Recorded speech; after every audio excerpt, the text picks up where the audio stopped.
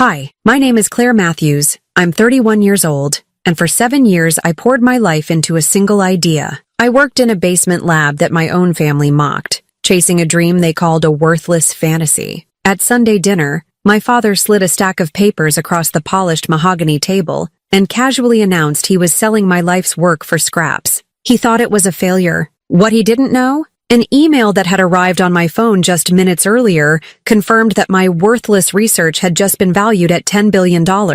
Before I tell you how everything flipped, like and subscribe and drop a comment to let me know where you're watching from. At Sunday dinner, my father casually announced he was selling my research, the quantum algorithm I'd worked on for 7 years. He thought it was worthless. But what he didn't know? That worthless idea had just been valued at $10 billion. The drive to my parents' estate was always accompanied by a familiar, sinking feeling in the pit of my stomach. It was a 45-minute journey from my small, functional apartment in the city to their sprawling mansion in the Greenbelt suburbs, and every mile felt like a deliberate stripping away of my own identity. I would leave my world of logic, data, and quiet focus and enter theirs, a world of unspoken rules, performative success, and suffocating expectations. By the time I turned onto the long, winding driveway, flanked by ancient oak trees and perfectly manicured lawns, I no longer felt like Dr. Claire Matthews, a quantum physicist on the verge of a breakthrough. I was just Claire, the quiet one, the disappointing one. Tonight, the dread was particularly acute. I had been awake for the better part of 2 days, fueled by lukewarm coffee and the electric hum of my servers. A simulation I had been running for weeks had finally concluded, and while the results weren't the clean, perfect success I had prayed for, they contained anomalies, patterns in the noise that suggested I was closer than ever. My mind was still buzzing with strings of code and complex equations, and the thought of making small talk over a 5-course meal was physically painful, but Sunday dinner was a command, not an invitation. I parked my sensible sedan between my father's gleaming black Mercedes and Amanda's cherry red sports car. The contrast was not lost on me. It was a perfect metaphor for our places in the family hierarchy. Their vehicles were statements of power and arrival. Mine was a tool for getting from point A to point B. The house loomed before me, a monument of stone and glass. Inside, the foyer was a cold expanse of white marble, the silence broken only by the echo of my footsteps and the distant, solemn ticking of a grandfather clock. A stern-faced portrait of my grandfather, the original founder of Parker Innovations, stared down at me from above the sweeping staircase. He had been an engineer, a brilliant inventor who had built the company on a foundation of genuine innovation. I often wondered what he would think of what it had become, or of me. I found my family in the formal dining room, a space so grand and imposing it felt less like a room for eating and more like a chamber for passing judgment. A colossal mahogany table, polished to a mirror shine, dominated the space. Above it, a crystal chandelier scattered fractured light across the silver and porcelain place settings. The air, as always, smelled of lemon polish and the faint, sweet scent of the lilies my mother insisted on having fresh cut daily. It was the smell of sterile wealth. They were already seated, my father at the head of the table, a king upon his throne. My mother, Eleanor, sat to his right, a portrait of aristocratic composure in a silk blouse, her posture ramrod straight. Opposite her, my younger sister Amanda was a vision in shimmering silver, scrolling through her phone with an air of bored elegance. She glanced up as I entered, her perfectly glossed lips curling into a smile that didn't reach her eyes. "Claire, you made it," she said, her tone implying she was surprised I had managed to tear myself away from my basement. "I'm here," I said, taking my usual seat, the one halfway down the table that felt like emotional Siberia. "You look tired." "Dear," my mother noted, her gaze sweeping over my simple black dress and the way I'd hastily tied my hair back. It wasn't a statement of concern. It was a critique. "You haven't made an effort. Long week at the lab," I murmured, unfolding my napkin onto my lap. The dinner began, served by a silent housekeeper who moved with practiced invisibility. The conversation, as it always did, orbited around the twin sons of my father's business and Amanda's glittering social and professional life. We heard about a new contract Amanda had secured, a strategic partnership she had brilliantly negotiated. My father listened with a proud, approving nod, interjecting with questions that showed his deep engagement in her work. "And the profit margin on the Harrison deal?" he asked. 28% after accounting for distribution costs," Amanda replied smoothly. "I managed to upsell them on the premium service package." "Excellent. That's my girl, he beamed. They spoke a language I understood intellectually but could not participate in. My world was one of theories and possibilities, of chasing ideas that had no immediate market value. I had nothing to contribute about profit margins or service packages. When the conversation briefly turned to me, it was with a palpable shift in tone. "So, Claire," my father said, turning his attention to me for the first time. "Still tinkering with that quantum thing?" He always called it that. "That quantum thing?" As if it were a quaint hobby, like building ships in a bottle. 7 years of my life, the entire focus of my academic and professional career, reduced to a vague, dismissive phrase. "It's an algorithm for achieving quantum stability in complex systems." I corrected him gently, knowing it was pointless. "And yes, I'm making progress." Amanda laughed,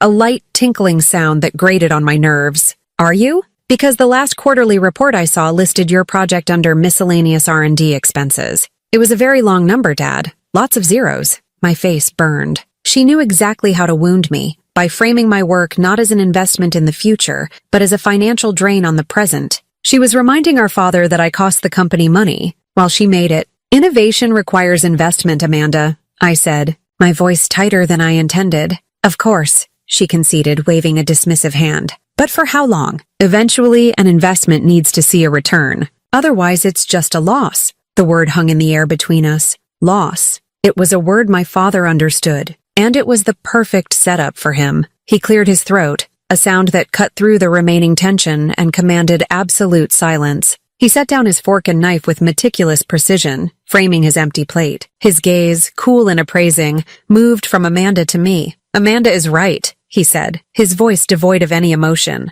"A business cannot carry a loss indefinitely, which is why we've made a decision regarding the company's research and development budget." He paused, letting the weight of his words settle. "Specifically, your project." A sudden cold dread washed over me, displacing the fatigue. This was it. I straightened in my chair, my hands clenching into fists in my lap. My mind raced. Was he cutting my funding? Demanding more immediate results? My thoughts were a chaotic jumble of hope and fear. Maybe, just maybe, he was about to approve the new equipment I needed. Maybe this was his way of telling me to prove the value Amanda was questioning. "We've decided to cut our losses," he said. The 4 words landed like stones, each one a dead weight on my heart. There was no ambiguity, no room for misunderstanding. It was over. He reached down beside his chair, retrieving a handsome leather briefcase. The clicks of the latches opening were loud and final in the silent room. He produced a blue folder, thick with papers, and slid it down the table's mirrored surface.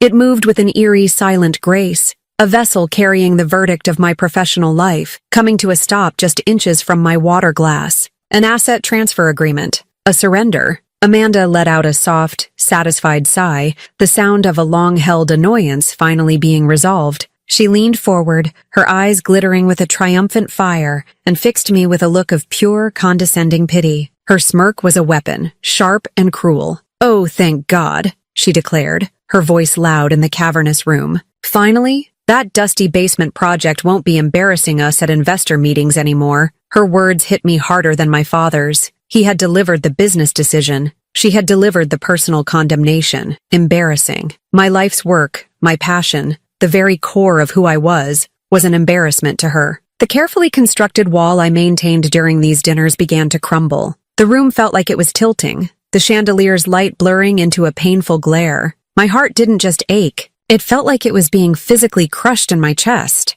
7 years of relentless work, of believing that if I just tried hard enough, if I just proved the science, he would finally see me. He would finally be proud. But I had been wrong. I had been a fool. To him, I was nothing more than a failed investment, a number on a spreadsheet to be written off. In that moment, staring at the blue folder that held the end of my dreams, I had never felt so utterly and completely alone.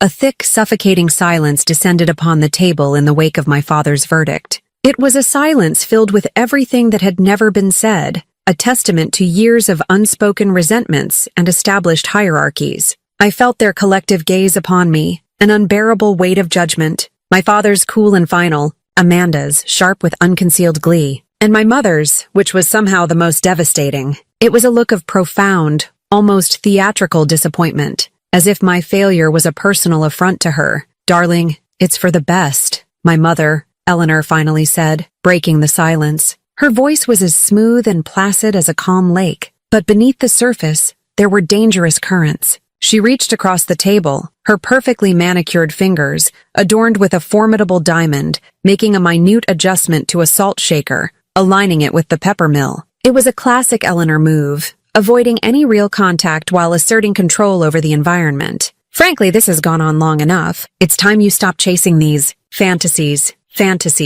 The word was a deliberate insult, chosen to diminish and infantilize me. She had never once set foot in my lab. She had never asked a single intelligent question about my work. She had no concept of quantum mechanics, of the elegant, beautiful mathematics that underpinned my research. To her, it was all just a childish game, a messy, incomprehensible hobby that kept me from pursuing what she considered to be a woman's real work, securing a suitable husband and producing heirs to the Parker dynasty. Your father has been more than patient. Claire, she continued, her voice gaining a steely edge, he has poured hundreds of thousands of dollars into that place downstairs. Most fathers would have put a stop to it years ago. You're almost 32. Amanda was a vice president at your age. She was married. She brings real, tangible value to this family. You just play with equations in the dark. The comparison was as old as it was painful. Amanda, the shining star. Claire, the black hole. Amanda, who brought value. I, who only ever cost them. My mother's words were a poison she had been administering in small doses my entire life, and now she was pouring the whole bottle down my throat. I remembered Amanda's wedding 2 years prior. It had been an extravagant affair at a 5-star resort, an event the local society pages had called the wedding of the season. My mother had spent months planning it, obsessing over every detail, from the imported flowers to the custom-designed ice sculptures. I had been a bridesmaid, forced into a hideous peach dress, and had spent the entire event feeling like a foreign exchange student. At the reception, one of my mother's friends had asked me what I did. When I started to explain my research, my mother had swooped in, laughing lightly. "Oh, Claire's our little academic," she'd said, patting my arm. "So clever, but her head is always in the clouds." She had then quickly changed the subject to Amanda's recent promotion, leaving me standing there, feeling utterly dismissed. Now at the dinner table, Amanda picked up her cue perfectly. She let out a laugh that was both delicate and brutal. "To practicality," she announced, raising her champagne flute in a mock toast.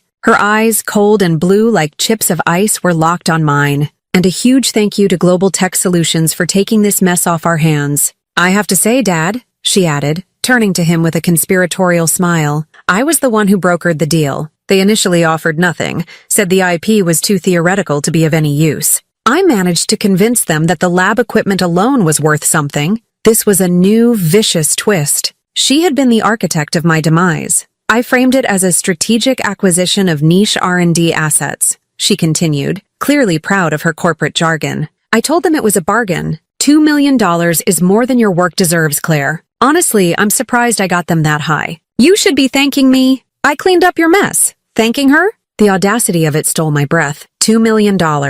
The custom-built quantum processor I had designed and funded myself had cost nearly half of that. The cryogenic cooling system was another $250,000. The software licenses, the diagnostic tools, the raw materials. I had meticulously documented every expense. She hadn't sold my work. She had orchestrated a garage sale of my most valuable possessions and was now presenting it as a personal triumph. My stomach twisted into a painful, acid-filled knot. The blood was pounding in my ears, a frantic, desperate rhythm. I had to say something. "I couldn't just sit here and let them do this. It's not a mess," I said, my voice coming out strained, a hoarse whisper. I cleared my throat and tried again, forcing more volume, more strength into my words. "It's a viable quantum stability algorithm. It has the potential to do what, Claire?" My father interrupted, his voice sharp and impatient. He sliced into his steak with surgical precision. "To solve imaginary problems? To publish another paper in some obscure journal that no one in the business world reads?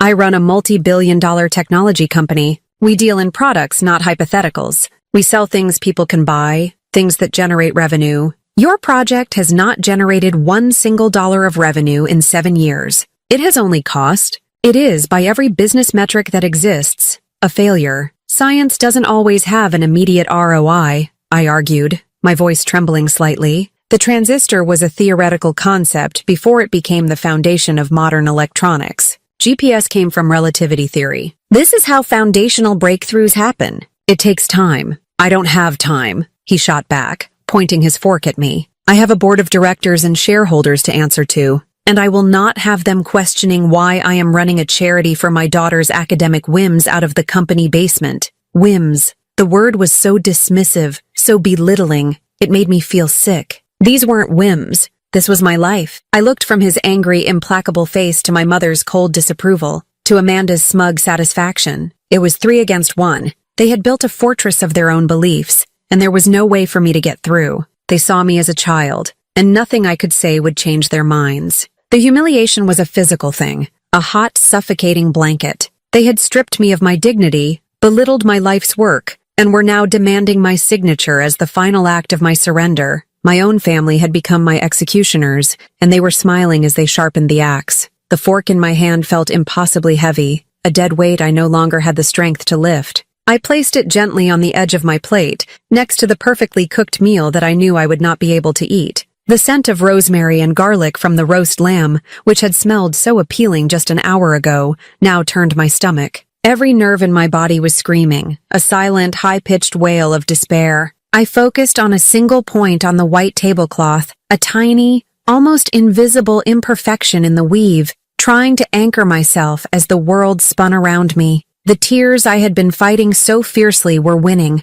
They burned behind my eyelids, a hot, acidic pressure. I refused to let them fall. I would not give my family the satisfaction of my breakdown. A single tear would be a victory for Amanda, proof to my mother that I was too emotional, confirmation for my father that I was weak. So I held my breath, clenching my jaw so tightly that my teeth ached, and stared into the void. My mind, in a desperate act of self-defense, fled the unbearable present and retreated into the past. It wasn't a gentle stream of memories, but a violent, chaotic torrent of images and sensations, each one a testament to the sacrifice my family was now erasing. I was back in my lab, not the sterile, well-funded facility one might imagine, but the reality of it, a converted sub-basement storage area that always smelled faintly of damp concrete and ozone. It was a chaotic nest of wires, salvaged server racks, and whiteboards covered in a frantic scrawl of equations and diagrams. I saw myself at 3 a.m, face illuminated by the green glow of a monitor, chasing a bug in a million lines of code. I could feel the familiar ache in my back from hunching over a workbench, the sting of solder fumes in my eyes, the metallic taste of coffee that had been reheated one too many times. This was my home, my sanctuary, the only place I felt truly myself, and they had just sold it for parts. Then a sharper, more painful memory surfaced. I was standing in a sterile bank office, the kind with generic art on the walls and a faint hum of air conditioning. A kind-faced, middle-aged man in a suit was sitting across the desk from me, a stack of papers between us. It was the paperwork to liquidate my grandmother's trust. I remembered his concerned expression. "Are you sure about this, Ms. Matthews?" he had asked, his voice gentle. "This portfolio was designed for long-term stable growth. Cashing it out now. It's a significant risk." I remembered the surge of defiant certainty I felt. "It's an investment," I had told him, my voice full of a confidence I didn't entirely feel. "In my work." I had signed the papers, my signature a bold, determined stroke. That money, every last dollar my grandmother had left to secure my future, had become my quantum processor, my cryogenic cooler, my server farm. It was the lifeblood of my research. And my father, in his ignorance, was letting it all go for a sum that was less than half of what I alone had personally invested. He wasn't just selling a company asset, he was selling my inheritance, my grandmother's legacy. The memory reel shifted again. I was on the phone with my ex-boyfriend, Mark. We had been together for 2 years, and I had thought I loved him. The memory was of our last conversation. "I can't compete with a ghost, Claire," he had said, his voice weary and sad. "You're never really here. You're always in that lab in your head. I need a partner who is present." I hadn't known how to argue, because he was right. I had missed his birthday party to troubleshoot a server crash. I had postponed our anniversary trip to run a critical simulation. I had chosen my work over him, over and over again, believing that the sacrifice would be worth it in the end. After we broke up, my mother's only comment had been, "Well, what did you expect? Men want a wife, not a research assistant." The weight of all these moments, all these sacrifices, pressed down on me. I had given up everything for this dream. Financial security, relationships, holidays, sleep, a normal life. I had done it willingly, driven by a burning passion and the unshakable belief that I was on the cusp of something extraordinary. I had believed that once I succeeded, my family would finally understand. They would finally see me, not as the strange, difficult daughter, but as a brilliant scientist. They would finally be proud. That hope, which had sustained me through the longest nights and the most frustrating setbacks, was now dead. It lay on the dining room table, dissected and discarded alongside the remains of the roast lamb. I felt a profound, bottomless despair settle over me. It was a cold, heavy emptiness that hollowed me out from the inside. I was trapped. There was no way out. My father held all the legal cards. The lab, the equipment, it was all on company property. Even if my patent was a shield, they could tie me up in court for years, bleeding me dry until I had nothing left. I looked at their faces, one by one. My father, already discussing business with Amanda, my project already forgotten. My mother, delicately sipping her wine, her expression serene. They had moved on. My life's work was a brief, unpleasant agenda item that had been dealt with, and now they could return to more important matters. I was utterly and completely alone, a ghost at their feast. The feeling of hopelessness was so absolute, so suffocating, that it felt like the end of everything. All the fight had gone out of me. They had won. And then, a tiny, insistent vibration against my leg, my phone. A faint, almost imperceptible tremor from a world beyond this cold, polished room. A world where I was not yet defeated. The vibration was a minor distraction, a gnat buzzing at the edge of my consciousness. My first impulse was to silence it, to press my hand against my pocket and still the annoying tremor. The world inside this dining room was the only one that mattered, and in this world, I had already lost. What could a phone call or a text message possibly change? My despair was a thick fog, and I was lost within it, convinced there was no light to be found. But the phone buzzed again. A persistent, rhythmic pulse. It was a text message, not a call. The pattern was different. It was the pattern I had set for notifications from my lawyer. A tiny, fragile flicker of something,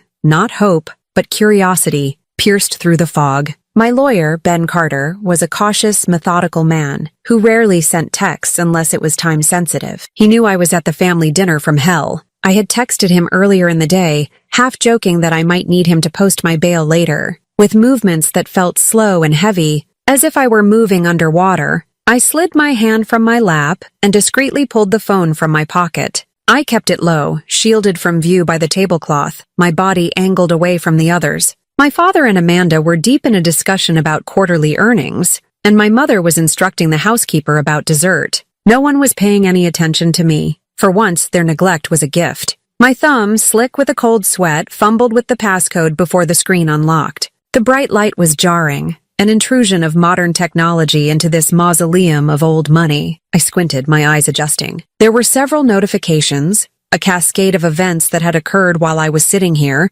trapped in my personal tragedy. The text from Ben was at the top. Claire, check your email, now. The best kind of news. My heart gave a painful lurch. The best kind of news? What could that possibly be? With a trembling finger, I swiped away the text and opened my email client. The inbox was a blur of subject lines, but 3, all received within the last 20 minutes, stood out as if they were written in neon. They were from official senders, the kinds of institutions that don't send frivolous messages. I opened the first one. The sender was the United States Patent and Trademark Office. The subject line alone made my breath catch in my throat. Official Notice of Allowance for Patent Application, 908432, Phoenix Algorithm. I read the body of the email, my eyes flying across the dense formal language. Notice is hereby given that the application identified above has been examined and is allowed for issuance as a patent. The claims are deemed patentable? It was a flood of legal jargon, but the meaning was unmistakable.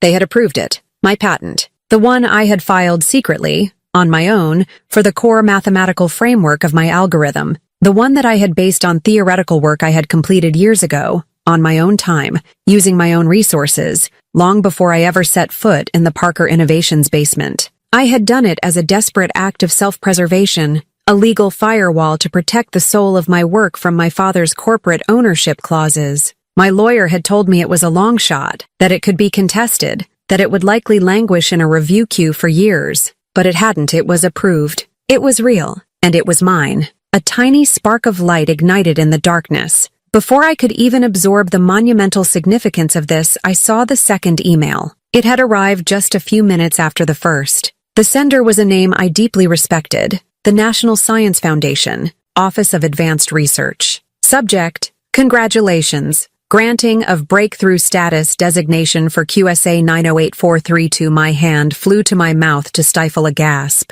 Breakthrough status. It was an honor so prestigious, so rare, I had never seriously considered my project would receive it. It was a designation reserved for research with the potential to fundamentally alter an entire field of science. It wasn't just a stamp of approval, it was a crown. It was the highest form of validation from the scientific community, a declaration that my work wasn't just viable, it was revolutionary. The very people whose opinions mattered most to me, my peers, the giants on whose shoulders I stood, had looked at my fantasy, my whim, my mess, and they had called it a breakthrough. The spark of light grew into a warm, spreading glow, pushing back the cold despair. A giddy, hysterical laugh bubbled up in my chest, and I had to bite my lip to keep it from escaping. Then I saw the third email. This one was from an encrypted address I didn't recognize, its origin masked. The subject line was simple, direct, and utterly world-altering. Subject: Urgent. Initial bidding inquiry for Project Phoenix.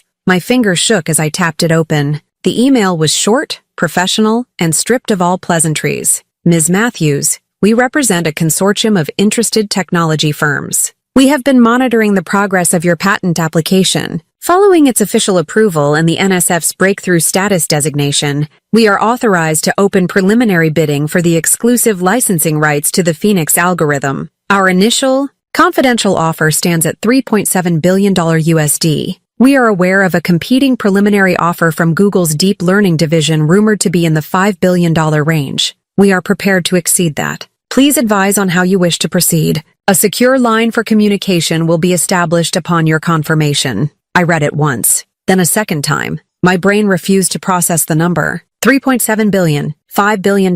It felt like a misprint, an error in the matrix. The numbers were meaningless, fantastical. They were sums that countries dealt with, not what a scientist in a basement lab could ever imagine. My father was selling my work for $2 million, a rounding error in his company's budget. Amanda had called that a generous price. And in the silent digital world, a bidding war was erupting over my worthless project, starting at a figure more than 2,000 times larger. The fog of despair didn't just lift, it was incinerated in a sudden, brilliant flash of pure, unadulterated rage. The warmth in my chest turned into a roaring fire. The sadness, the hurt, the years of feeling small and invisible, it all burned away, leaving behind something hard and sharp and diamond strong. They thought I was powerless. They thought I was a victim. They were sitting here, calmly carving up my life, while the entire world was starting to scream my name. The papers my father was about to sign were worthless. The deal Amanda had so proudly brokered was a joke.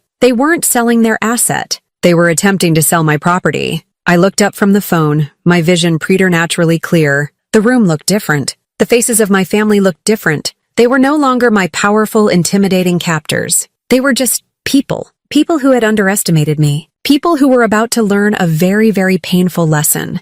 My father picked up his pen. All right, let's get this done, he said, pulling the blue folder towards him and flipping it open to the signature page. The cold, clear thought that formed in my mind was not one of panic, but of power. He couldn't sell what he didn't own, and I owned it all. I held my phone in my hand, its cool, smooth surface a talisman. It was no longer just a communication device. It was a weapon, and I knew, with absolute certainty, exactly how I was going to use it. The click of my father's pen uncapping was a sharp, definitive sound, a gunshot signaling the death of my career. He positioned the nib over the signature line of the contract, a place reserved for his authoritative, sprawling signature. The air was thick with finality. In that single instant, watching the ink-filled tip of the pen hover over the paper, the roaring fire in my veins cooled into something else entirely. A core of absolute, unshakable calm. The panic was gone. The hurt was gone. All that remained was a crystalline, diamond-hard clarity. I pushed my chair back. The sound of its legs scraping against the polished hardwood floor was jarringly loud in the otherwise silent room, a deliberate act of disruption. 3 heads turned towards me in unison. My father's with an expression of pure irritation at the interruption. My mother's, with a look of weary disapproval. And Amanda's, a flash of annoyance that I was prolonging my own humiliation. I stood up slowly, my movements measured and fluid. I placed my napkin neatly on the table. I was no longer the hunched, defeated creature who had been sitting there moments before. I stood tall, my posture straight, my shoulders back. I felt a sense of power I had never known before, a stillness that came from holding an unassailable truth. About that sale, I said. My voice did not tremble. It was low, steady, and carried an unnerving lack of emotion. It was the voice of a scientist stating an objective fact, not the voice of a daughter pleading her case. My father's pen remained poised over the paper. He frowned, his brows knitting together. What about it, Claire? It's done. Actually, it's not, I replied, my eyes meeting his without flinching. And it won't be. I'm afraid I can't let you sign that document. A short, derisive laugh escaped from Amanda. Oh, you can't let him? Don't be pathetic, Claire. You don't have a say in the matter. That's where you're wrong, I said, my gaze still locked on my father. I have the only say that matters. Parker Innovations cannot sell what it does not own. My father's frown deepened. He finally lowered the pen, his annoyance giving way to a flicker of genuine confusion. What in God's name are you talking about? Your employment contract is airtight. Any and all intellectual property developed using company resources on company time belongs to Parker Innovations. Our lawyers drafted it themselves. It's ironclad. This was the moment. The first turn of the key in a lock they didn't even know existed. You're right, I conceded calmly. The contract is very clear about IP developed using company resources, which is why I was very careful. The foundational principles of my algorithm,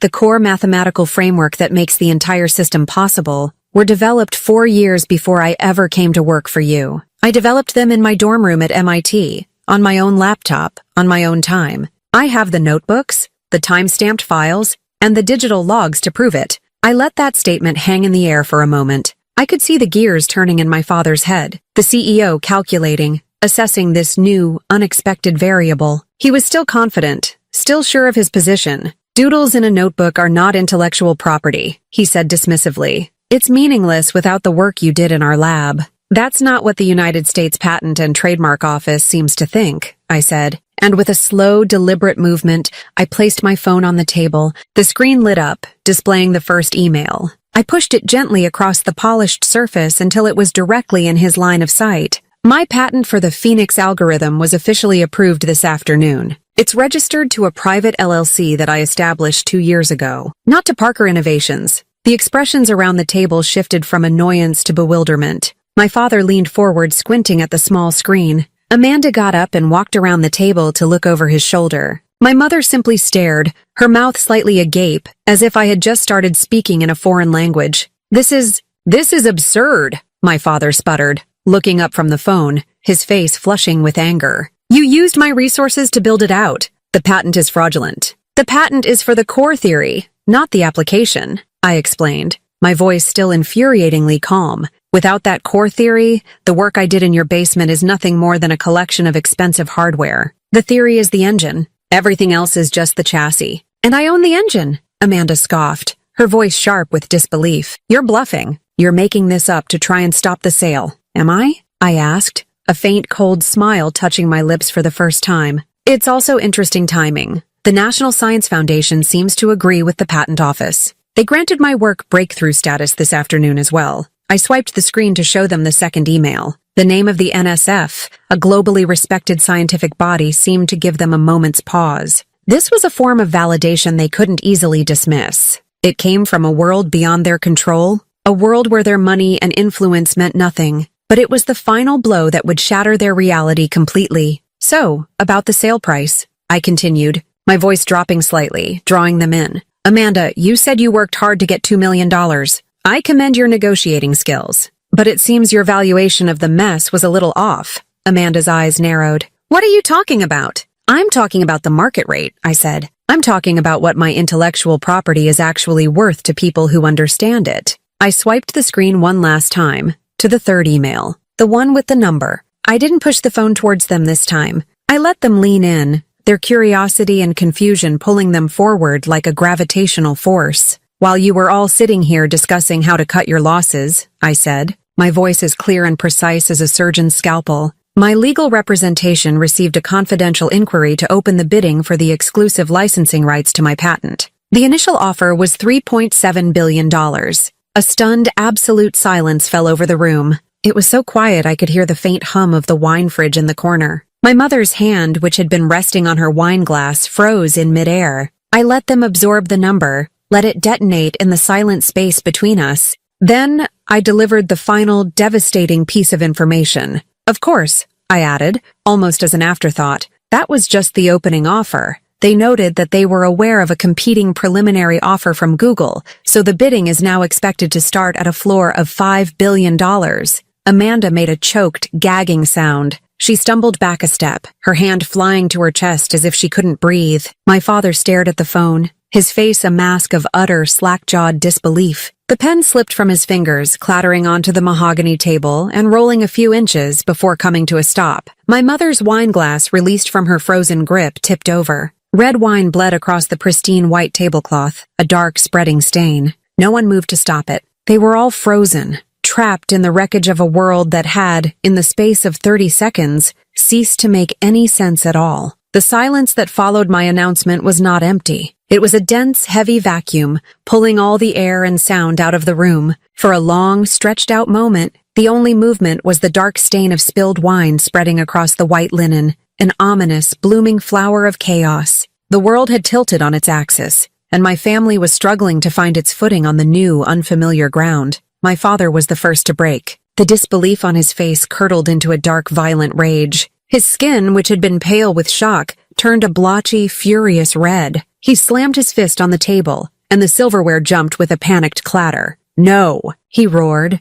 the sound echoing in the cavernous room. He lunged across the table, not for the papers but for my phone. "This is a lie, a trick! Let me see that!" I calmly picked up my phone an instant before his fingers could close around it and slipped it into my pocket. "There's nothing more to see," I said, my voice level. "It's a simple statement of fact." "Fact?" he bellowed, his composure completely shattered. He was no longer the collected CEO, but a cornered animal. "You have been using my company's resources. My money, my lab. You are an employee. What you have is mine. You have stolen from me." "I haven't stolen anything," I replied, my calmness a stark contrast to his fury. "I've just protected what was always mine to begin with, the ideas. You can't own a person's ideas, Dad. You can only own the application of them. And you were about to sell that for less than it cost to run the lab for a single year." Amanda, recovering from her initial shock, found her voice. But it wasn't her usual smooth, condescending tone. It was a raw, shrill shriek of pure, unadulterated fury and envy.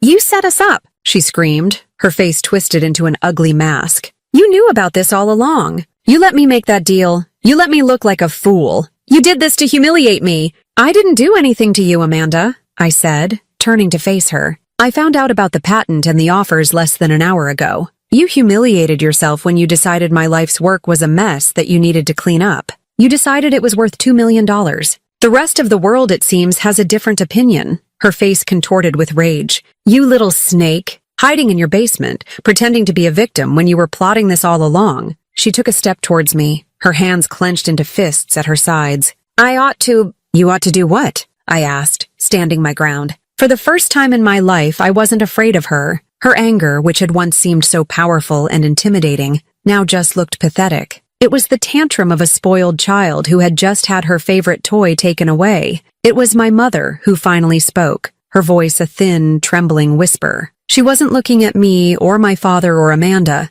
She was staring at the red stain on the tablecloth, as if it were the only thing she could comprehend in this new, terrifying reality. "$5 billion?" she whispered to herself, the number sounding obscene and impossible on her lips. She finally lifted her head and her eyes met mine. There was no anger in them, no pride. There was only a profound, dizzying confusion, and something else, fear. She was looking at me as if I were a complete stranger, a creature of immense and unknowable power that had inexplicably appeared at her dinner table. The daughter she thought she knew, the quiet, nerdy, unsuccessful one, was gone. In her place was someone who commanded figures that were beyond her wildest imagination. "How?" she breathed. "How is this possible, Claire?" "It's possible because I worked for it," I said simply. "I worked every single day for 7 years. I sacrificed, and I focused, and I believed in what I was doing, even when none of you did." I looked around the room, at the chaos that had erupted. My father was still breathing heavily, his face a thundercloud of fury. Amanda was glaring at me, her eyes filled with a venomous hatred. My mother looked lost, adrift in a sea of numbers she couldn't grasp. This was my family. And in this moment of my greatest triumph, all I could feel was a profound and hollow sadness. This wasn't a victory. It was a confirmation of a truth I had long suspected. I was utterly and completely on my own. I turned and walked towards the hall, my movements deliberate and unhurried. I picked up my laptop bag from the chair where I had left it. It was heavy, filled with my notebooks, my hard drives, my life's work. "Where do you think you're going?" my father demanded, his voice a low growl. I paused at the threshold of the dining room, looking back at the scene of devastation. The beautiful meal, now cold and forgotten. The spilled wine, a dark wound on the pristine table, the shattered illusions of my family. "I'm going back to my lab," I said. "I have a lot of work to do." I then turned to my father, my expression unreadable. "You dismissed me as a failure. You tried to sell my dream for pennies. You told me I was a loss to be cut." I paused, letting my final words land with the full weight of their new reality. Turns out the world disagrees. And with that, I walked away. I didn't run. I didn't slam the door. I walked calmly through the cold marble foyer, past the disapproving portrait of my grandfather, and out into the cool, clean night air. The sounds of their shouting, a chaotic symphony of rage, accusation, and disbelief, faded behind me. The heavy oak door clicked shut, a final quiet severing of the world I had known. For the first time, leaving my family home didn't feel like a retreat. It felt like an escape. It felt like freedom. The days that followed the disastrous Sunday dinner were a blur of adrenaline, caffeine, and legal strategy. The chaos I had left behind in the dining room did not stay there. It radiated outwards, creating shockwaves that I had to navigate with precision and care. My family, accustomed to solving every problem with anger, influence, and money, deployed their entire arsenal. I received a barrage of furious voicemails from my father, alternating between threats of lawsuits and demands that I come to my senses. Amanda took to a more insidious campaign, sending a flurry of texts filled with personal insults and veiled warnings. My mother's approach was one of bewildered, pleading phone calls, begging me to think of the family and not to destroy everything your father has built. They still didn't understand. They thought this was about revenge, about money, about power in the way they understood it. They couldn't grasp that this was, and always had been, about the work. My only goal was to protect it, and now to ensure it had the future it deserved. My first call after leaving the estate had been to my lawyer, Ben Carter. I met him at his office at 7 the next morning. Ben was more than just a lawyer. He was a friend from my MIT days, a sharp, loyal man who had set up my LLC and filed my patent, all while working for a fraction of his usual fee because he believed in me. When I laid out the whole story, the dinner, the attempted sale, the emails, he didn't look surprised. He looked vindicated. "I knew it," he said, a slow, triumphant smile spreading across his face. "I told you that Founder's Clause was a stick of dynamite waiting for a match." He was referring to a section he had discovered deep within the original bylaws of Parker Innovations, a document written by my grandfather 60 years ago. My grandfather, a brilliant but cautious man, had always feared that his business-minded son, my father, would one day prioritize short-term profits over long-term game-changing innovation. So, he had embedded a clause, a piece of legal poetry that everyone had either forgotten or dismissed as irrelevant. The clause stated that if any employee of Parker Innovations was the primary inventor on a patent that was independently designated as having breakthrough status by a major scientific body like the NSF, that inventor would automatically be granted a controlling interest in the company. The transfer of equity was to be immediate and irrevocable. It was an extraordinary, almost fantastical provision, designed to ensure that true genius could never be voted down or sold off by a risk-averse board of directors. It was meant to protect the soul of the company. My father had known about the clause, of course, but in his monumental arrogance, he had never once considered that his strange, quiet daughter, tinkering away in his basement, would ever create something that would meet its impossibly high threshold. It was a failure of imagination that was about to cost him his empire. Armed with my patent, the NSF designation, and my grandfather's dusty old bylaw, Ben and I went to work. He convened an emergency meeting of the Parker Innovations Board of Directors for the following day. My father, still the CEO and chairman, was legally obligated to attend. I will never forget the look on his face when I walked into that boardroom. It was the same room where, for years, I had presented my research budgets, only to be condescended to and have my funding requests slashed. Now, I walked in not as an employee, but as the person who was about to own the room. I was flanked by Ben and two senior partners from the biggest corporate law firm in the state. My father and Amanda were there, along with the other 6 board members,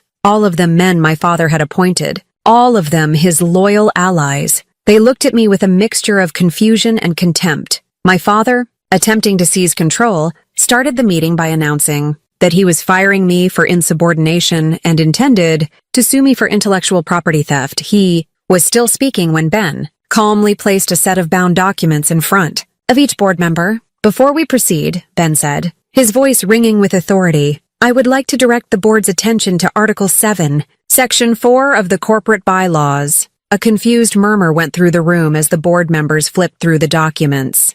I watched my father's face as he read the clause. Perhaps for the first time in decades, I saw the blood drain from it. I saw his arrogant certainty crumble, replaced by a dawning, horrified understanding. Ben then presented the patent certificate and the official letter from the National Science Foundation. He laid out the case with cold, irrefutable logic. The company's own internal lawyers, after a frantic whispered conference in the corner, were forced to concede that the clause was legal, binding, and that all conditions had been met. Effective as of yesterday afternoon, Ben concluded, upon receipt of the NSF's designation, a majority of voting shares in Parker Innovations were legally and automatically transferred to my client, Ms. Claire Matthews. As the new majority shareholder, her first act is to call a vote for the new chair of the board. The silence was absolute. Amanda looked as if she had been turned to stone. The board members stared at me, their faces a mixture of shock and dawning self-interest. They were businessmen. They knew which way the wind was now blowing. I nominate Claire Matthews, one of them, a man who had once called my research a vanity project, said quickly. Another seconded it. The vote was a mere formality. I didn't gloat. I didn't make a triumphant speech. I simply accepted the position. My second act was to propose a temporary suspension of my father as CEO, pending a full review of the company's R&D strategy. The motion passed 8-1. Only my father voted against it. The news broke an hour later. The financial networks exploded. The stock price of Parker Innovations, which had been stagnant for years, skyrocketed. The headlines were sensational. Quantum physicist ousts father in boardroom shock. The billion-dollar typo, how an forgotten clause rewrote a tech empire. My revenge was not a fiery confrontation. It was a quiet, legal, and utterly comprehensive dismantling of the power structure that had tried to crush me. I didn't need to shout. The bylaws, the patent, and the stock market were shouting for me. That evening, I went to my father's office, the office that was now mine. He was sitting in his large leather chair surrounded by the trappings of his reign, the awards, the photos with politicians, the Lucite deal trophies. He looked smaller,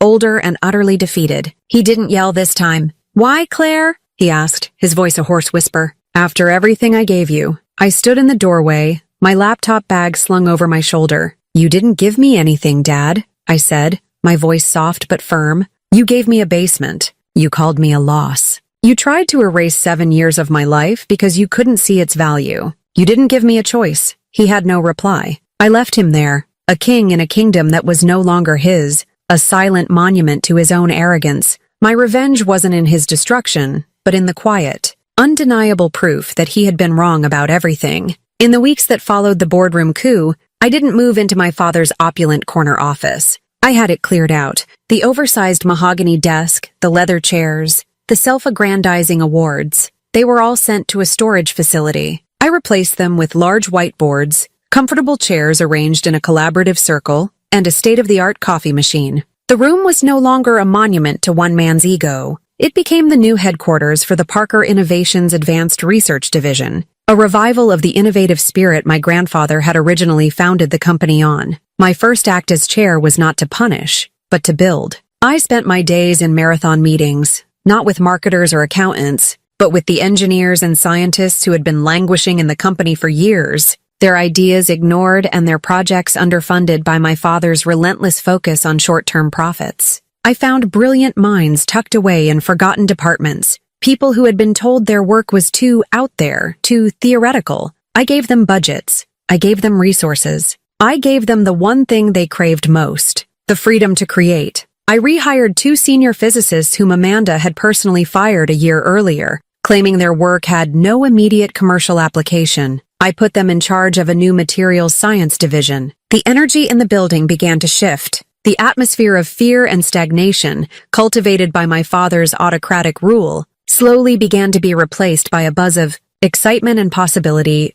The licensing deal for my Phoenix algorithm was finalized in a landmark agreement that didn't just make me one of the wealthiest self-made women in the world. It also gave me unprecedented control over how the technology would be used. I refused offers that would have weaponized it or used it for purely financial speculation. Instead, the first major partnership I announced was with a consortium of international medical research institutes. The Phoenix algorithm, with its ability to simulate molecular interactions at a quantum level, would be used to model protein folding. It had the potential to unlock cures for diseases like Alzheimer's, Parkinson's, and certain types of cancer. The announcement made global headlines. Parker Innovations was no longer just a hardware company. It was a force for good in the world. This was my true victory. It was never about the money or the power. It was about unleashing the potential of my work, the potential that my family had been so blind to. My revenge wasn't in tearing them down. It was in building something that was so far beyond their limited imagination.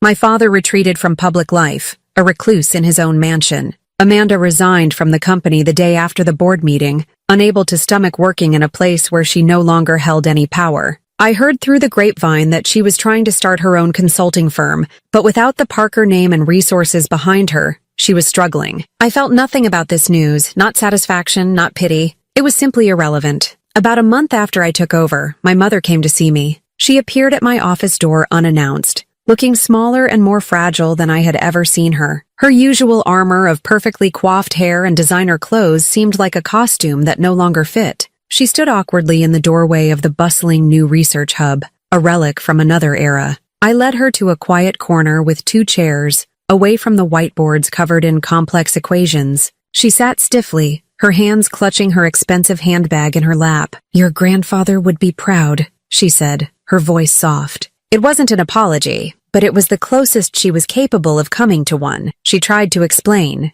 to excuse. She talked about the world she grew up in, the pressures of the society she lived in, her fear that I would be left behind, that my strange passions would leave me alone and unhappy. She spoke of my father's immense pride, and how he interpreted my independent path not as strength, but as a rejection of him. I listened. I didn't interrupt. I didn't argue. I didn't bring up the years of small cruelties, the constant comparisons to Amanda, the crushing dismissal at that final Sunday dinner. There was no point. Relitigating the past would change nothing. When she finally ran out of words, a heavy silence fell between us. She looked at me, her eyes searching for something. Absolution, perhaps. Forgiveness. A return to the way things were. I didn't give it to her. I didn't offer comforting words or false reassurances. I simply met her gaze and held it. My silence was not angry or vindictive. It was just peaceful. It was the silence of a person who no longer needed anything from the person sitting opposite them. Her approval, which I had spent my entire life craving,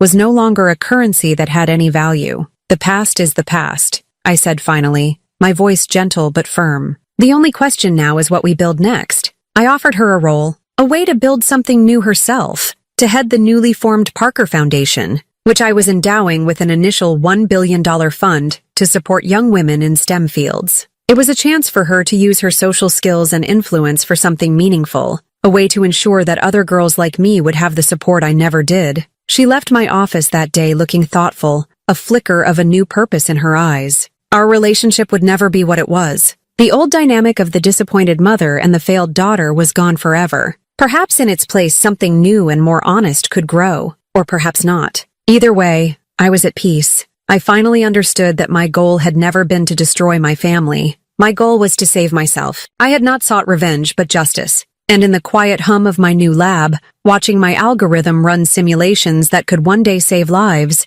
I found a peace that was more valuable than any inheritance, more satisfying than any victory. It was the peace of knowing I had protected my dream, and in doing so, had finally, truly, become myself. They tried to sell my life's work for scraps. Today, it's worth billions. Not because of them, but in spite of them. They saw a failure in the basement, but they failed to see the revolution that was being built. Sometimes the best revenge isn't loud and explosive. It's the quiet, irrefutable proof that they were wrong. If you believe justice was served, and if you've ever had to fight for your own dream against people who couldn't see its worth, hit that like button, subscribe for more stories, and tell me your thoughts in the comments below.